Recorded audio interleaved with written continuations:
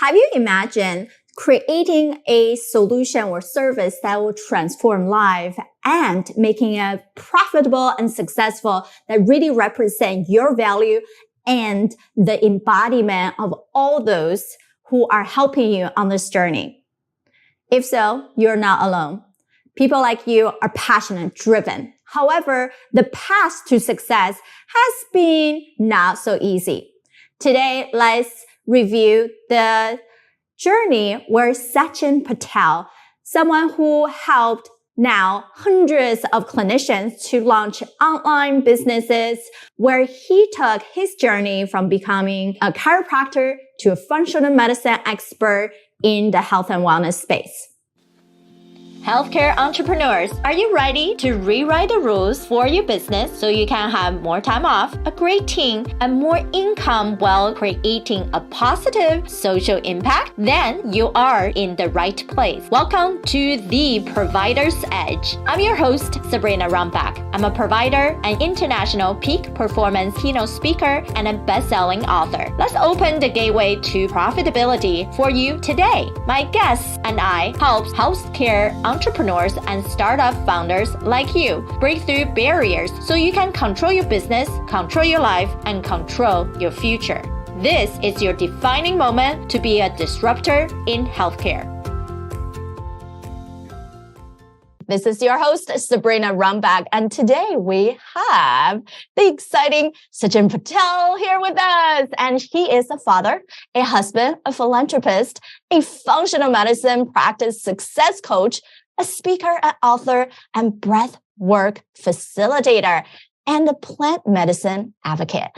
His podcast, The Perfect Practice, has been ranked top 5% by Listen No, and it's definitely a must listen for anyone who works in functional medicine and health coach to grow your own business. And I'm so excited that he has a new app, the Breast Source app. And we know it's been downloaded already, more than 5K on Apple. And then for people like me who are Android users, we are also above 1,000. So definitely check those out. And Sachin, thank you so much for being here with us. Sabrina, thank you. It's quite the honor, and I'm excited for our conversation today. Yes, I'm always here to celebrate all the amazing things that we're doing in the healthcare space, because we all take a very different angle to it. There's no right and wrong. It's just what we found the best solution for the community that we're serving. So for you, what really got you excited in the first place to move into this field? Well, I started off as a chiropractor and then moved into functional medicine as a result of a few things. One, I started running into clients that I couldn't help, people who were some of the sickest people in our community, really didn't have anywhere to turn to when they were looking for answers. And right around that same time, when I was encountering these clients who I couldn't help, I started learning about functional medicine. And then I started with myself and realized that the life that I had accepted of being tired all the time, of having, chronic skin issues, of having digestive issues, I just thought that was normal until I started looking at my health through a more functional lens. So from the outside, you wouldn't think any of these things were going on necessarily, but from the inside, I was really struggling with things like digestive issues, joint pain, fatigue, and so on. And when I started living a more functional based lifestyle, got rid of dairy and gluten and some inflammatory foods and started optimizing, other things in my life, my health started improving dramatically. And I wanted that for other people. So much so that I opened up my own clinic and then moved back to Canada, opened up another clinic. And that got the attention and eyeballs of some of my colleagues. They're like, hey, I love the message you're putting out there. I love how you're doing this. Can you teach me? And that turned into me starting a coaching practice where now I coach practitioners on how to set up their practices so that they could have, what I consider the 5 freedoms. They could have their health, they could have emotional wellness, they could have geographic freedom, time freedom, and of course, financial freedom. Yes, and which is all of us have that journey that we have to figure out and go through, and nothing really is holding us back, but actually launching us in the right direction that we're supposed to be, we're meant to be in for this path. And I definitely see every lesson is a new opportunity, new door that got us where we are. And for you, it's exciting to be in the position of seeing you made a pivot, at the same time giving you more freedom of time, finance, people, location, and be able to move, be able to be a great father, be a great husband, and then creating all the amazing work. And as many of us who hasn't made those small pivots, actually, instead of just thinking about we are individually serving that one individual patient who come to us, now we're actually serving hundreds, millions of patients because we can help the individual practitioners, and the way that they're growing, they're making bigger impact, and you are making even more impact through their practices. So I'm so excited for you to be in this place. And I know through that journey, you made a many great connections. So what do you feel like are some of the typical challenges that you see people you work with, or you have gone through yourself, that has been some bigger lessons that you're hoping people to take away? Yeah, I think like one of the things that has held me back, and I see in other people has held them back, or holds them back rather, is really ourselves, right? And I know it sounds so cliche, but at the end of the day, it's absolutely true, right? It takes courage to put our message out there, especially if it's disruptive and kind of goes against the grain and kind of shakes things up a little bit. In fact, I just had a post I shared yesterday, and it's amazing how many people get triggered by simple facts, right? I stated that, most chronic diseases are caused by the choices that we make, not by random chance. And you see people coming out of the woodwork and they're all triggered. And, some people who don't have the conviction that I do, or at least now do, can easily never share a post like that again. And, one of the challenges with that is that our truth kind of gets buried inside of us instead of us being able to, fully express it. So I think we get in our own way, we get in our own heads, and it takes courage for us to put our message out there, being that it can be disruptive, or it can be something that kind of shakes people up.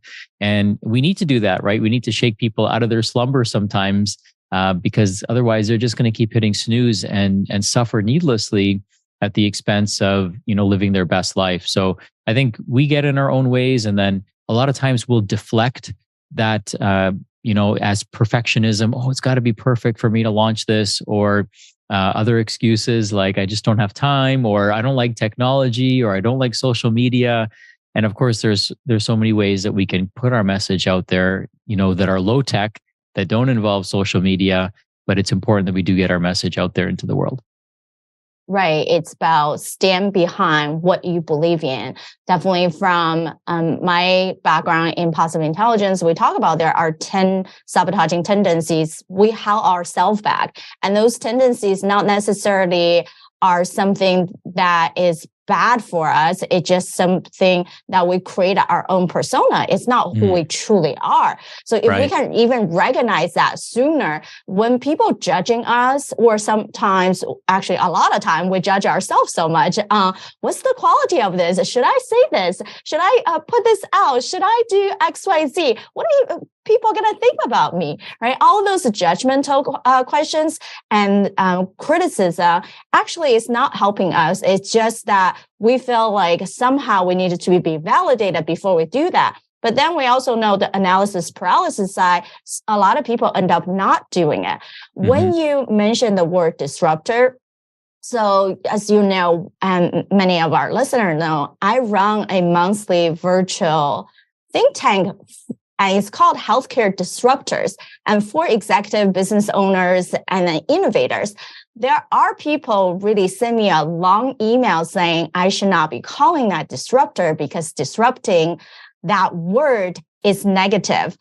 And for a lot of us, actually, we do want to disrupt and making a statement in what's going on, not necessarily putting things down, but to say, how am I positively bringing a different light into the conversation, into how we serve patients, into how we do things in the health and wellness space, and not necessarily saying, I'm just going to put a stamp on disrupt the flow. I think people's going to have their own interpretation. But when we truly believe in who we are, then we can first call out that saboteur, be like, oh, no, right? Like I call my judge the itty bitty shitty committee, right? Like you can sing on whatever you want in the corner. I recognize you, but you would not stop me for being me, for sharing my messages. And so that's very exciting and in many different ways align with a lot of us who are in that area. And I also believe you're saying is 100% true is many of us also have the fear of not able to take 100% ownership of what we do. And it definitely can feel like there's always a reason for what's happening to me instead of I have to say, I did this. I ate a bunch of different things. It didn't agree with my body. And that's a result of the chronic inflammation, chronic disease. It doesn't matter if it's Eastern, West, or Western medicine. Actually, the first step in a lot of treatment, if you think about generalized family practice, whatnot, it all comes from food, diet, exercise. However, many individuals resort to, let me just go see a specialty. Let me just have a quick fix. I think that quick fix mentality is what driven a lot of us actually not seeing the true nature of we're actually not taking 100% ownership of what's happening. And we needed to get started in that route. And love it that you mentioned people's success is really based on them, right? And instead of allowing or complaining about what the environment, what lack of resources you have or not have, how about find out the resources that most align with you and make it as simple as possible. Don't overcomplicate it and just get going. What do you believe now that you have helped hundreds of practices running big events with some really great recognized mentors in our space, what have you found to be the key features that truly create that sustainability and successful practice for people? Oh, great question. I think one of the things that leads to a sustainable practice is us taking good care of ourselves, because everything kind of emerges from us. So we have to take good care of our physical health and, of course, our emotional health as well, and set up a lifestyle and a practice that are congruent with the same message that we're trying to put out there in the world. You know, it's hard for us as practitioners to tell people to do things if we ourselves are not doing them for ourselves, because then we're out of integrity. We tend to be out of alignment in a situation like that. So first and foremost is, are we living our message? And if we are, then that's going to create, an attractive type of lifestyle that other people are going to want. They're going to want your energy. They're going to want your vitality. They're going to want your intellect. They're going to want your physical capabilities, right? So, we have to live our message. I think that first and foremost, because if our practice degrades our health and wellness, then that in and of itself is counterproductive, right? So we want to make sure that we're doing something to maintain our own health, our own wellness, our own, physical and mental prosperity. The other thing that we want to make sure we're doing is taking really good care of the clients that we have and generating referrals. So the best marketing that we can do is not the marketing that we do, but actually in the conventional sense, but having an army of people that are telling others about how satisfied and happy and delighted they are to work with us. So, over time, in the beginning, we have to do more marketing, kind of like a plane. It needs a little fuel to get off the ground. But then after that, it doesn't require as much work and effort and as much fuel to keep going. It stays, at altitude because it's got that momentum. And so that momentum in our practices is going to come from us having the ability to create delightful experiences for people and them generating referrals for us and acting like our own personal marketing army, if you will. And of course, the other thing that is attractive to other people and attractive to your practices is, really understanding how the consumer has changed, how the dynamic of the consumer has changed, how the practitioner relationship has changed over these years, and modulating and modifying your practice to accommodate people. People are so busy these days. And with COVID and everything that happened over the last few years, a lot of things transition to being online. right? So how can we be accommodating to our clients, so that we're meeting their needs? Maybe some people want to meet in person. Maybe some people prefer meeting online. In fact, most of our clients actually we found prefer meeting online because we live in such a busy city, being in Toronto and having really a kind of a national or global audience.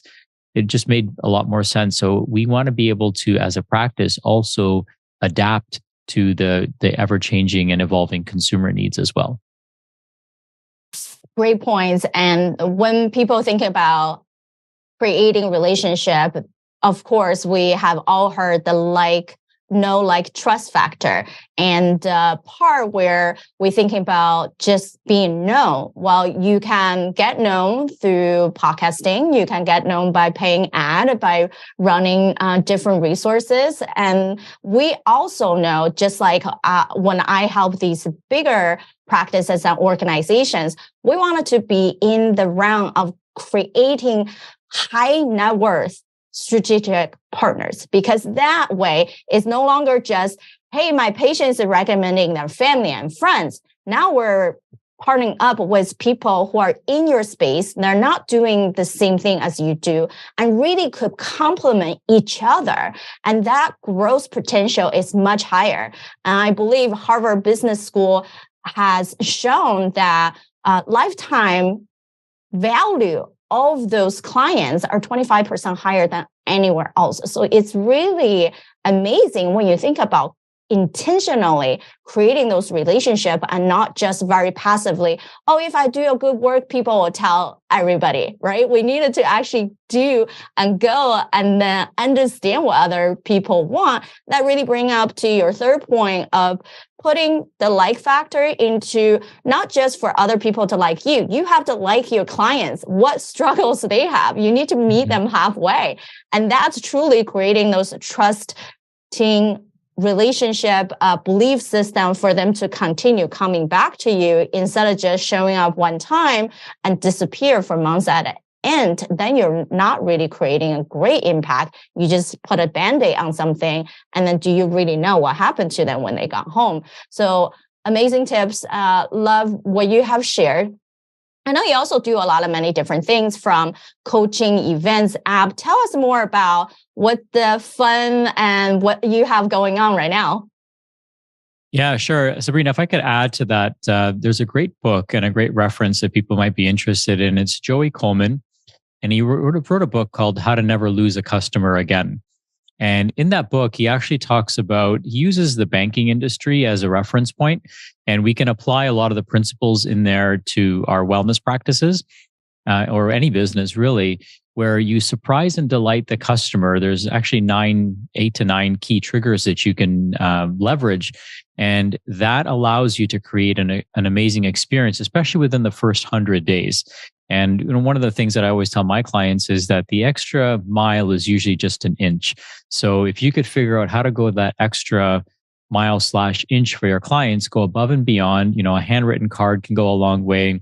A voice note can go a long way. A video message congratulating them when they join your program can go a long way. So there's lots of different ways that you can delight people that other organizations and businesses and healthcare practices frankly may not be doing. If you're looking to make that impression, it doesn't take much. It doesn't take a lot of effort. We have our phones, which are, very valuable tools and resources for us to communicate effectively to people.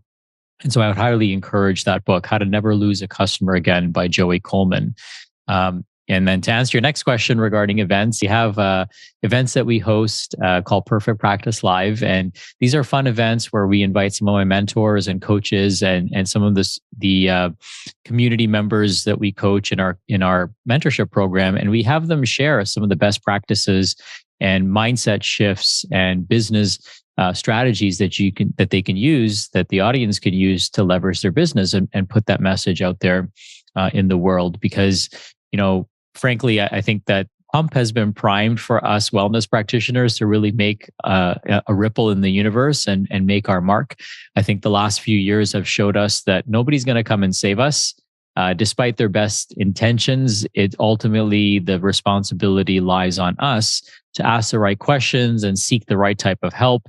And and also find practitioners that are in alignment with the type of care that we want and our clients want for themselves as well. So at Perfect Practice Live, we have some amazing speakers that come and share their insights and their stories and help us have breakthroughs clinically. We help our clients and attendees have breakthroughs mentally and emotionally, and then of course we also help them have breakthroughs strategically in their business as well. So it's a fun event. We typically hold nothing back.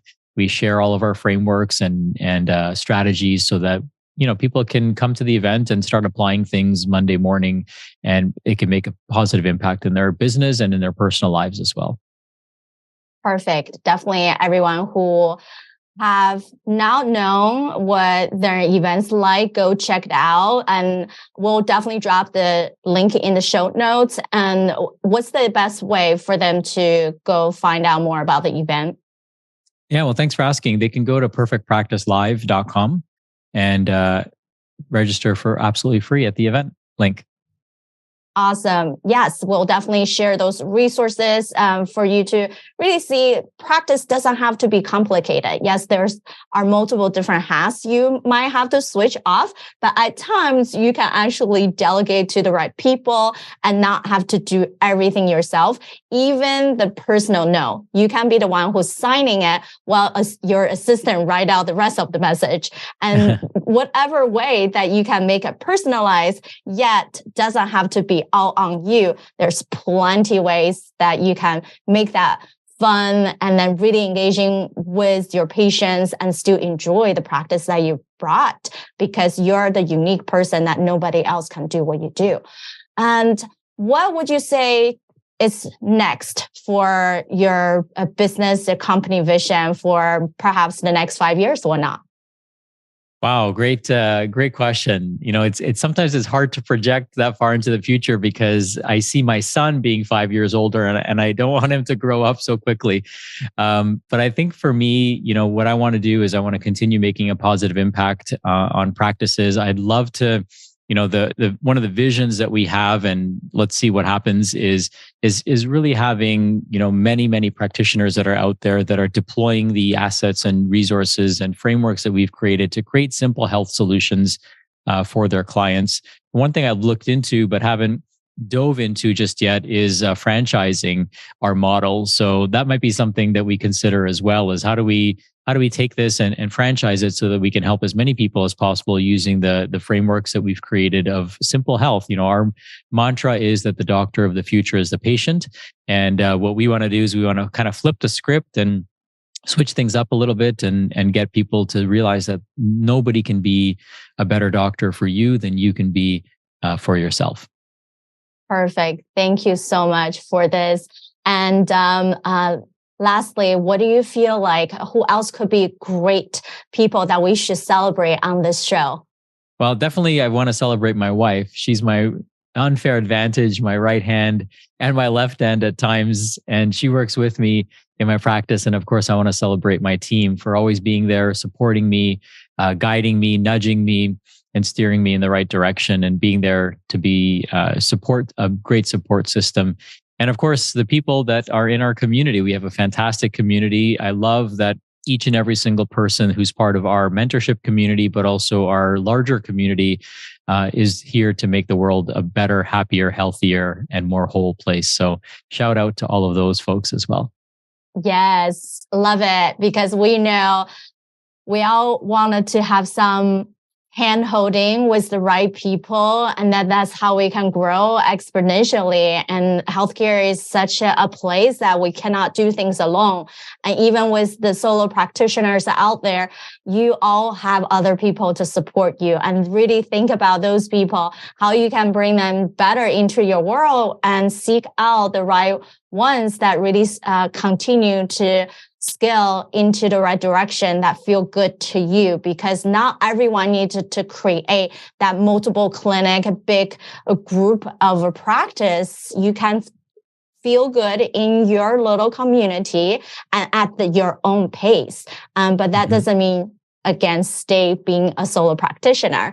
And I appreciate that you're celebrating your team, because we know, just like myself, I can't do anything by myself. I'm always have to checking in with my really my chief of staff and then the other people who support in anything to run this happen, right? Just like when we do a show, yes, maybe we're here to record, but there's a whole team to make sure they sound good and editing the right way. So when you guys get to hear us or watch us on lives or on our TV show, and you get the best quality that there are to support you. And so we appreciate you guys for joining us, and definitely go check out practiceperfectlive.com to see all the amazing things, the events that Sachin's hosting with other amazing experts in our space.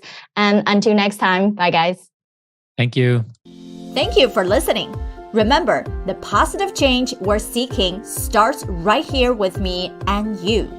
If you are a fan of the show, or if you are just having struggles or success that you're either experienced in the past or are experiencing now in the healthcare industry, these matter to all of us. I want to hear from you. Visit sabrinarumback.com/connect and send me a direct message. Talk soon.